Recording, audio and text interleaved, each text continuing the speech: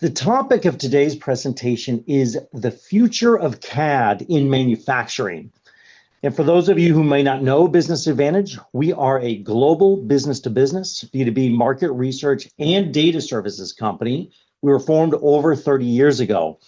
Our biggest core specialty that we focus on is in the CAD/CAM sector.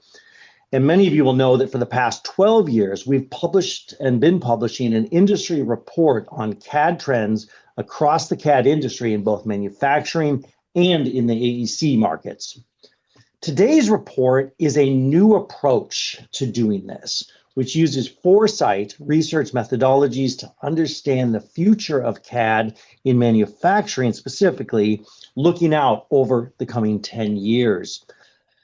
Our speakers today, I'd like to introduce Nicola Mansfield. Nicola is our Executive Vice President of Strategic Research Projects here at Business Advantage. Nicola has over 20 years of experience in running CAD market research and has managed her team conducting, we don't have the exact number, but it's well over 1,500 CAD research projects over those years. And Ardeshir Saya. Ardeshir is our Senior Foresight and User Experience UX Research Manager here at Business Advantage. He's based also in our headquarters in the UK. Ardeshir has a PhD in Foresight research and has worked for many years in conducting Foresight research, as well as having run more than 50 projects in the CAD/CAM space. With that, over to you, Nicola. Thanks, Bill. So I'm going to talk a little bit about strategic foresight research. Some of the tools that we use provide a very structured approach to thinking about different possible scenarios. They help us monitor emerging trends, possibilities, and uncertainties to understand what's really changing and explore what this might mean for the future. Having this information is key to knowing what we need to do now to be resilient to a range of possible futures and to make the most of those opportunities. What we want to do in the next 30 minutes is give you something that goes beyond a technology trends list. We're not here to tell you that AI is changing CAD. You already know that. What we're going to do is show you how these forces are colliding with each other in real time and what that means for the strategic decisions that you'll be making in the next 12 to 24 months. Before we get to the findings, a quick word on how we got here. We built this research using a 5-step framework.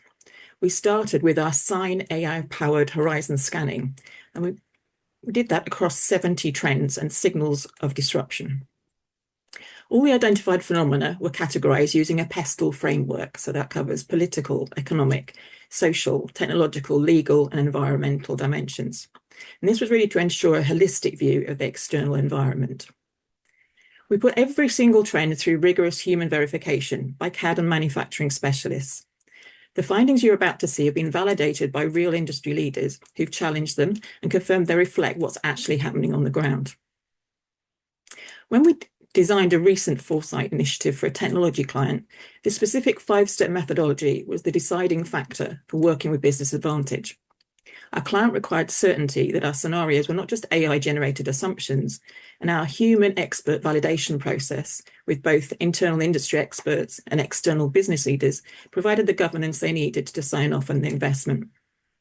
So now we'll take you through some of the trends and how they're linked to the industry shifts and look more closely at the trends which are having the most immediate impact. Following the webinar, you'll have the opportunity to download a report which will provide definitions for each trend and each weak signal of disruption. So this is the landscape we're playing on. What you're looking at here is a map of over 70 intersecting trends and weak signals of potential disruption. As I mentioned, a PESTLE analysis was used to scan the macro environment, including political, economic, social, technological, legal, and environmental dimensions. But the critical thing to understand is that these forces don't operate in isolation.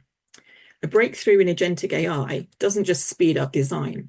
It immediately runs into a political war around data sovereignty.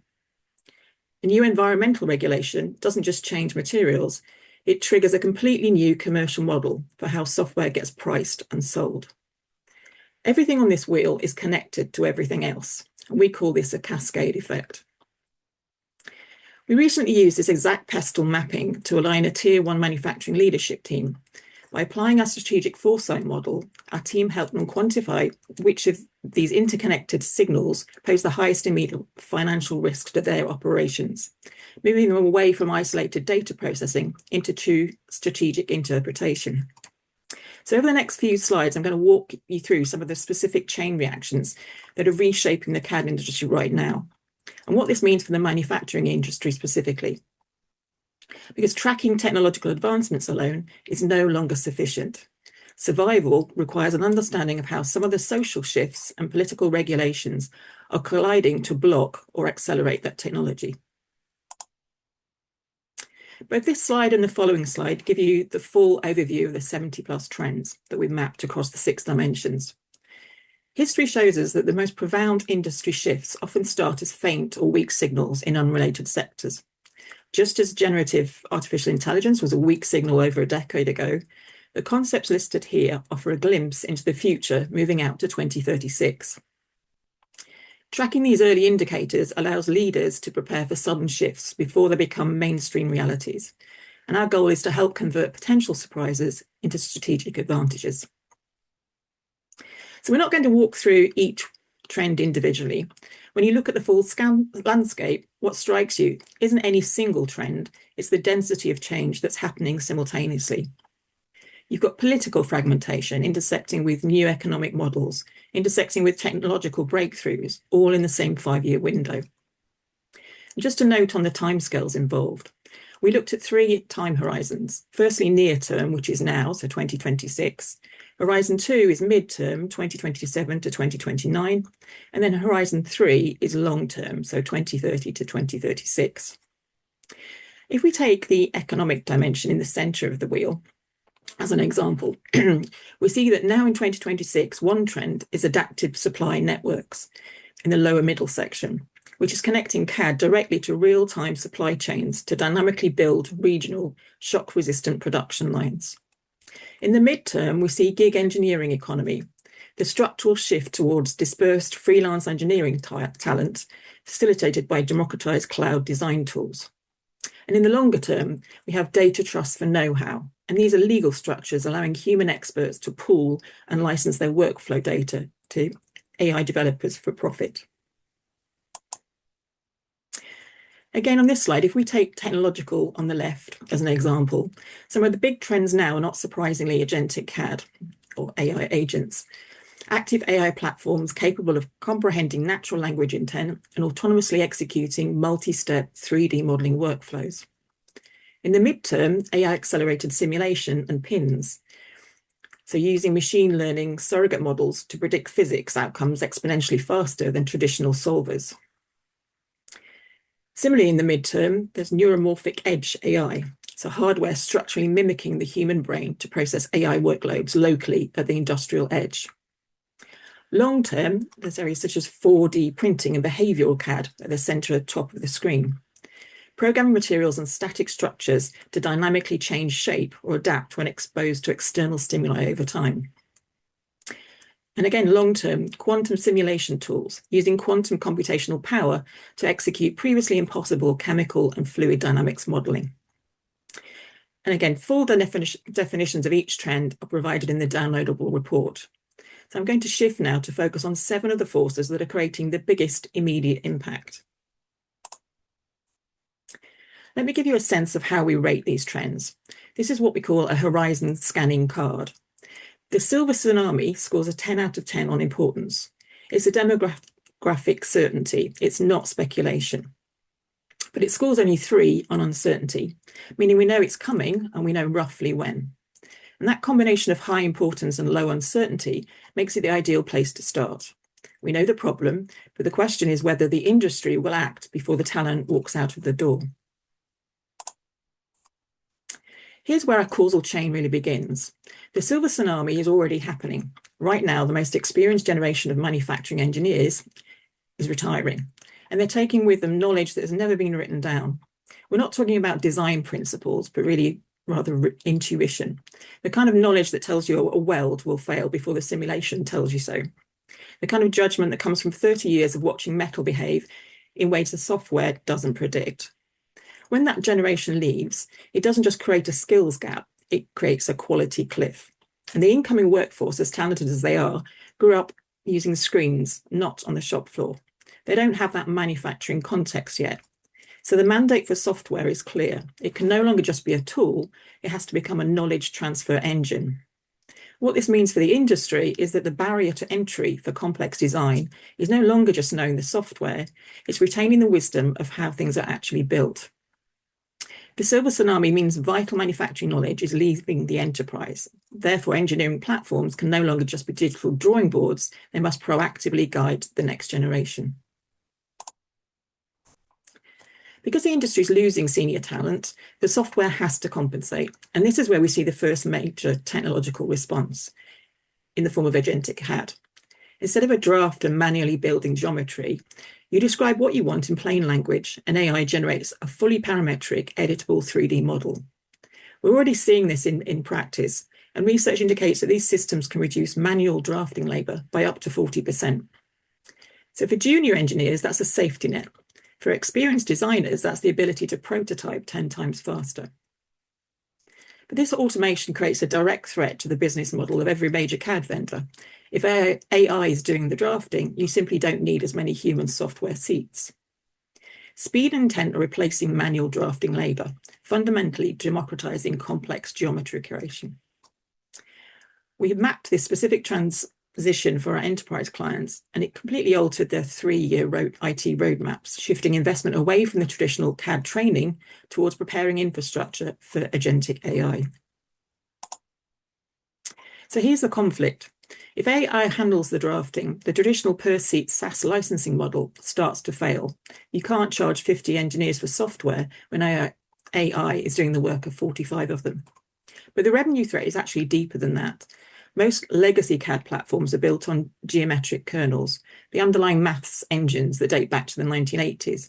And it's these B-rep kernels were never designed to handle the kind of AI-generated, physics-informed, mathematically implicit geometries that are becoming standard.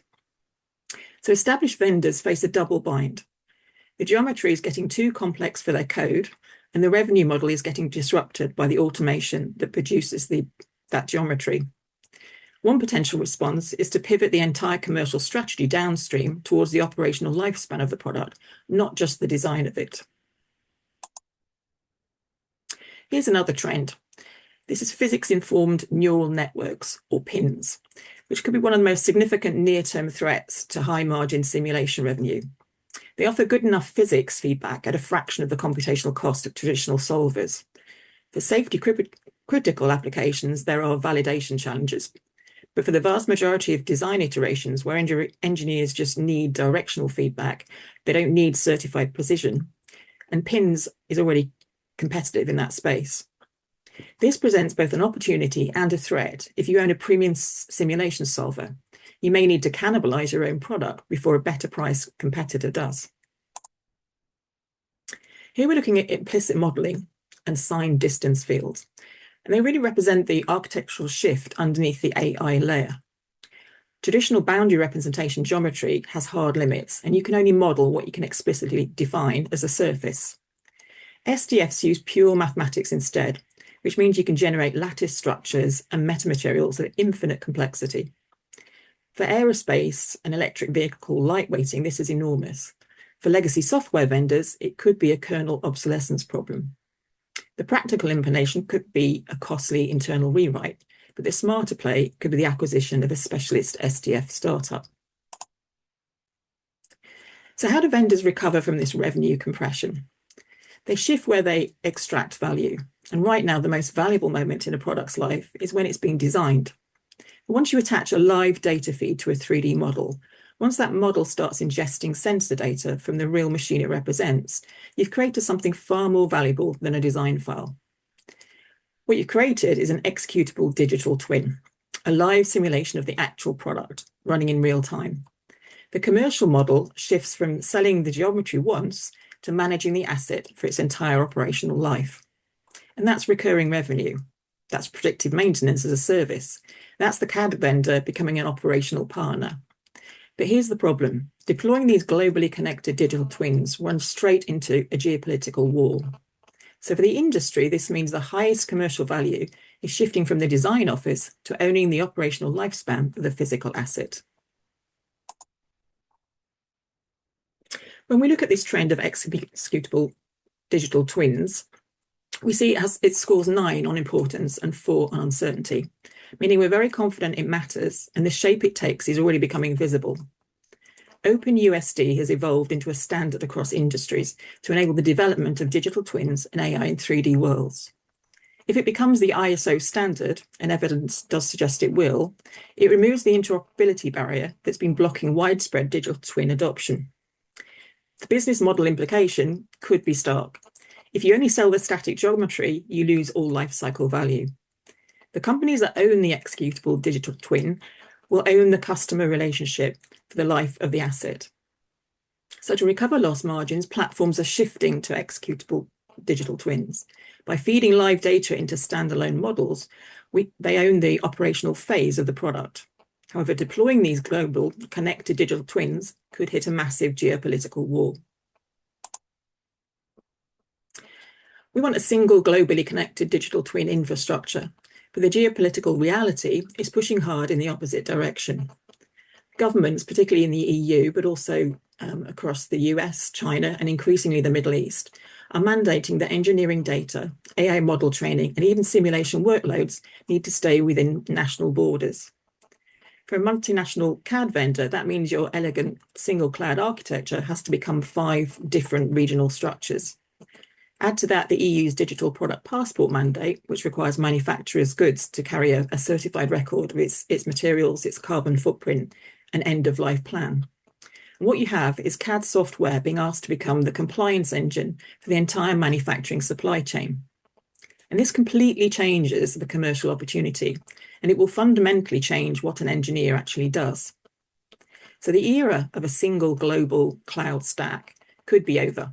Platforms may need to design for regional data isolation and hyper-compliance. We analysed this regulatory barrier for a global supply network, and they realised by building the DPP data structure natively into their workflow, they effectively lock in their enterprise clients for the next decade of compliance. We want global connectivity, but digital sovereignty laws and EU product passports are forcing a fragmented environment. Therefore, operating this complex web of AI, digital twins, and strict compliance will fundamentally change what an engineer actually does. Looking at that trend of digital product passports, it has an importance rating of 9 and uncertainty of 3. And it's arguably the most strategically underrated trend in this entire report. At face value, they're a compliance requirement. Every product needs a digital record of its materials and environmental footprint. But look deeper, and what you actually see is the opportunity for a CAD platform to become the single system of record for ESG compliance across the entire product life cycle. If you own the DPP data structure, the customer is effectively locked into your ecosystem for the life of every product they design.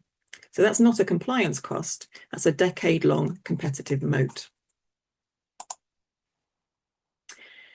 Looking at digital sovereignty, this trend scores 8 on importance and 5 on uncertainty.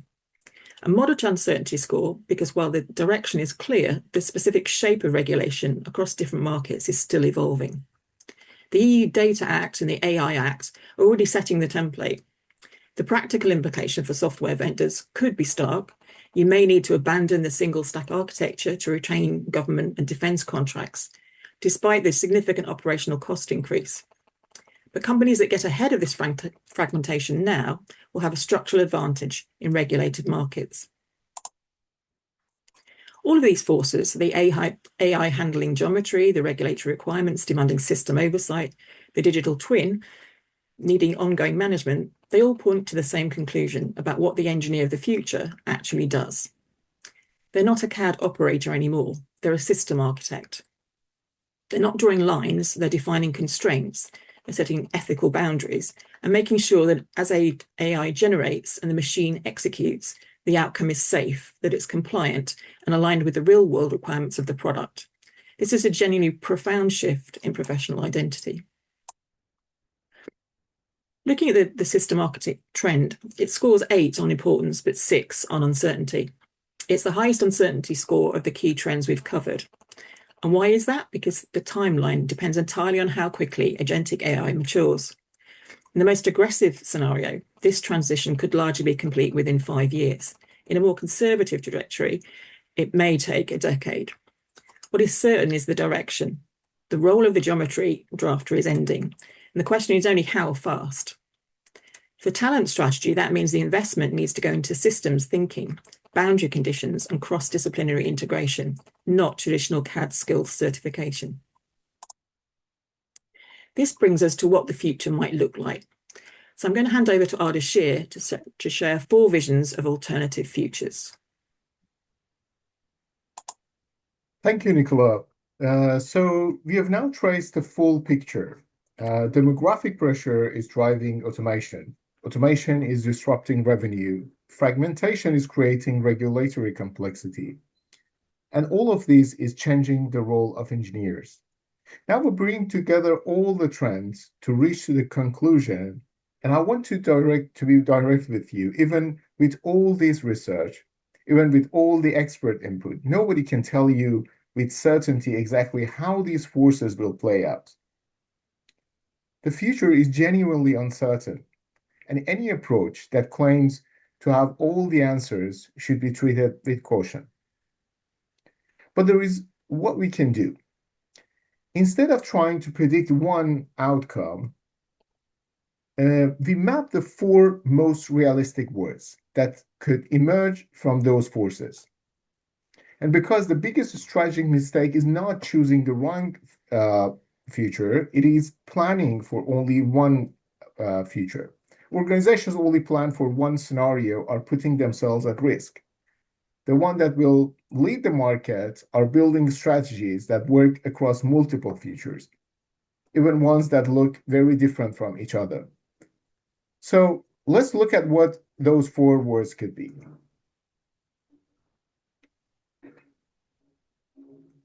Right, if we go to the next slide, let me walk you through these 4 words one by one. Think of a simple grid. One side is about how connected or fragmented the world becomes. The other side is about whether technology serves machines or serve humans. So here in that picture, vertical line showing that on top, we have connected world, and downwards we have fragmented world. You look at the horizontal line, right-hand side shows where tech serves machines, and left-hand side is where the technology serves humans. This is how these scenarios shaped. So go through the details and look at top left scenario 1, which we call it augmented wisdom. In that scenario, the world is still globally connected, but the technology supports human creativity. Think open collaboration, sustainability, and tools that make engineers more capable, not replaceable. The next one in top right, scenario 2, which we call it silicon synergy. This scenario is the fast, borderless, automated world. AI runs the whole design process. Engineers work at strategic level only. The detailed work is done by machines and speed rules. The third one, bottom left, called regulated craftsmanship. In this scenario, we have slow growth, strict rules, and political fragmentation. The focus is on regional self-reliance, doing more with less and keeping human in the loop. And last one, bottom right, scenario 4, is siloed superintelligence. Here, geopolitics win. AI is very advanced, but it's locked behind national borders. Countries are protecting their technology and their supply chain, and security comes before efficiency. The key question here is, which actions help us succeed in all 4 of these worlds? So moving to the next slide, to answer that, we use the trend intensity radar. The idea is simple. We take each key trend and ask, how important is this trend in each of the 4 scenarios? We score it and plot it on a radar chart. Some trends only matter if the world goes in one direction. Investing heavily in those is a risky bet, but Some trends score highly in every scenario. We call those no-regret moves. Investment that protect you no matter which future scenarios arrives. We looked at the major software vendors' product portfolio using this radar. We found straight away that they were heavily focused on AI for an open, connected world, but had almost nothing invested in cybersecurity for a fragmented world. This is a serious gap, and the radar showed it clearly in one image.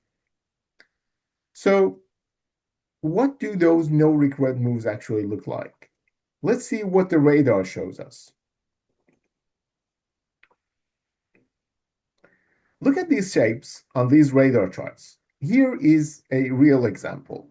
In every single quadrant, you can see across all 4 scenarios, the same 3 areas of spikes consistently. They are cybersecurity, the skill crisis, the silver tsunami that I mentioned already, and data quality, what we call data threading.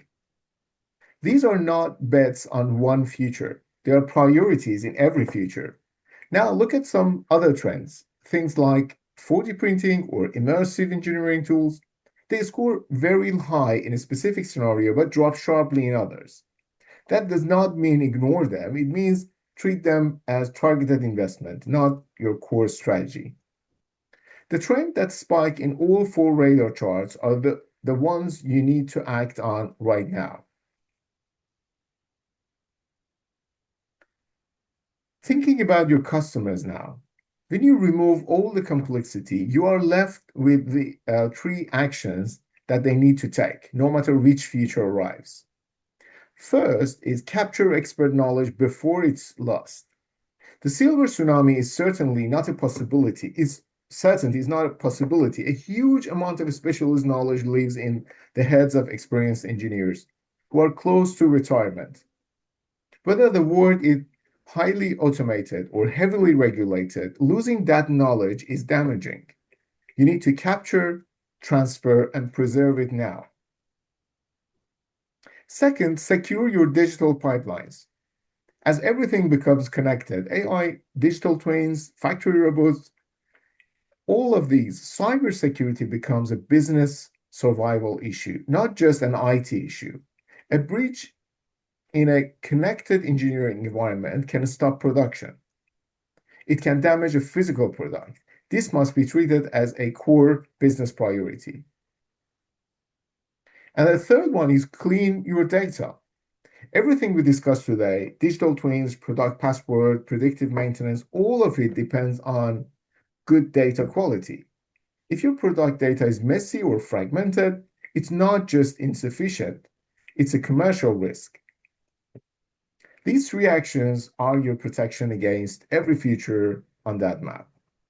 And on that note, I will hand it over to Bill. Thanks, Ardeshir. We are about to open up for questions and answers right now. If you do have any questions, please go ahead and enter them into the Q&A Zoom box there. And let's see what else I want to share with you. Nothing else before we dig in. So, Nick and Ardeshir, just before I go to the questions coming in here, a question that's come up in previous sessions and when we talk with clients is there's a lot of complex things that we've talked about here today, a lot of complex trends, looking out very far in the future. And people want to know, what do I do now? How do I put this to practical use as a vendor now? Can one of you or both of you talk to that?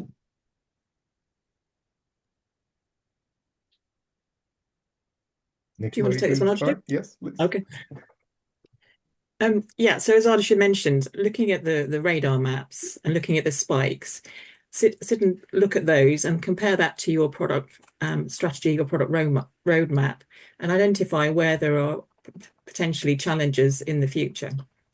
What we offer within Business Advantage is something called backcasting. So although we're envisaging futures in 10 years' time, what we can actually do is backcast as a particular methodology to look back to where should vendors be in 7 years, where should they be in 5 years, and where should they be in 3 years, and what should they be implementing right now.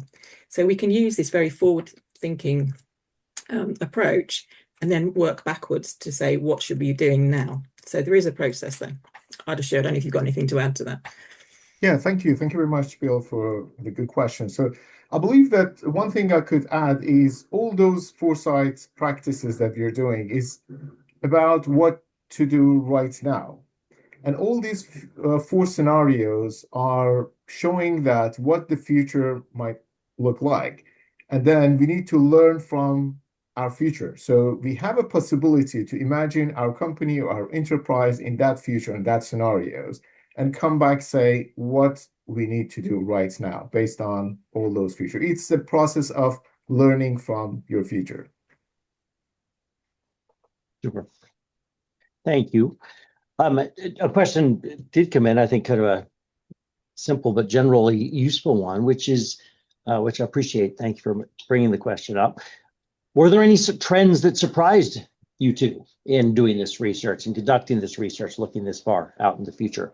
Really, the question was just, were there any surprising trends that came up?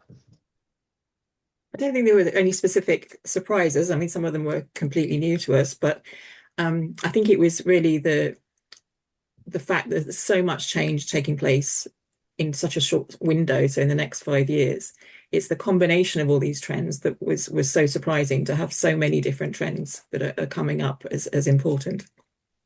Again, Odishir, do you have anything to add? No, actually, that was a really good point. So the surprises are not coming from a news or social media or normal trends, but actually the combination of those generates a surprise sometimes. So actually, there are a full report, actually, more than 75 trends being identified, being examined, and then being discussed with the expert in the area. So very interestingly, some of the experts are surprised by a number of trends, another expert surprised by the other. So as we have it in a whole picture, and you can look at all the trends, you definitely find something very familiar from your eyes and something that always slips through. So therefore, by having a full picture, looking at the radars, you definitely find something surprising, and then all the definitions and so the importance in the industry and the uncertainty is clear on that. But I would say the combination of 2-3 trends are always a surprise with any enterprises so far during this process of spring. Great, thank you. Yeah, I think those of you on the line today will find when you see the full report, the fact that there were 75, 76 trends that came up as possible elements to consider for the future. I think you'll find those very interesting, and to go through and think about them from your viewpoint. We obviously worked with industry experts and our internal expertise to kind of rank them and come up with the top 7 that Nicola presented, and then the 4 future scenarios of the world. But I think you'll find those interesting to look through. I'll paraphrase this final one that came in, which is basically, Nicola, you mentioned weak signals, trends, disruption, driving forces. Can you just share more about how those work together and come together in Foresight research generally, and specifically in the future of CAD trends? Yes, sure. Maybe I could start and hand over to Nicola. Yeah, so that's a good question, because we had to follow a research methodology, for strategy foresight research methodology, and all of these terms have a specific and a strong meaning, and we try to avoid going through that academic definition. But I will give you one example. Just imagine a company or an enterprise as a boat at the middle of the ocean. So at that we call it CAD manufacturing industry, or just CAD manufacturing area. When you stand on that boat and looking through the different waves coming towards that, these waves could be called trends. So not all the trends, not all the waves are near to you. Not all the trends are big enough to completely destroy these boats. Not all the trends are just reach to your, it depends on where you're heading to, where is your direction, those will reach you. So therefore, we stand on that and try to identify all these 400 waves around that, so waves around us. And then we ask experts that how they rate it, how they rate in terms of importance, in terms of the outcome, the severity of the damage that they will, attack to our boats or connect to our boats. So by all these analyses, we understand that these are not all the same thing. So therefore, we had to call them differently. Some of them are trends, big trends, or driving forces that completely helps us to move forward, like a extra engine to us. We could completely use that trends to move forward. Some of them are some weak signals. So the weak signals are the types of trends that there is no historical background out of. We don't have historic data about that. Those are completely new, emerging things, and we don't know what's happening. If they're coming towards us, we need to keep an eye on that. And in the diagrams that we have provided in the full report, you will definitely can find trends and driving forces and emerging trends or weak signals, all those stuff. These are the different levels of the waves that coming towards us. And I would like to tell you that for every single enterprises, we need to treat them differently. Sometimes we're completely ready for some of these trends, and we need to completely ignore those trends and make ourselves ready for the other trends. So therefore, that's why we call it some sort of hyper-adaptive strategic foresight, that exactly at this point, we have only seen the CAD trends in manufacturing, but it could be customized based on each company. Wonderful. Thank you. Thank you. Those were the questions. Thanks, Ardeshir. Those are the questions that came in. Nicola and Ardeshir, any final words? Anything you'd like to share additionally before we close today? No, I think download the report and dig into the wheel and look at all the trends, and I think you'll find it quite interesting. Yes, so we will be sending out the link, as I mentioned, to the report and a recording of this session. So feel free to share both internally within your organizations. We are entirely pleased to engage in follow-up questions. We find this quite fascinating and exciting, looking forward with all of our deep experience within the CAD/CAM industry, looking forward within the industry and the possible directions that this fascinating industry we're all involved with could evolve into. So please do follow up with any questions you have. And thank you so much for joining us and your active participation today. Have a wonderful day. Thank you.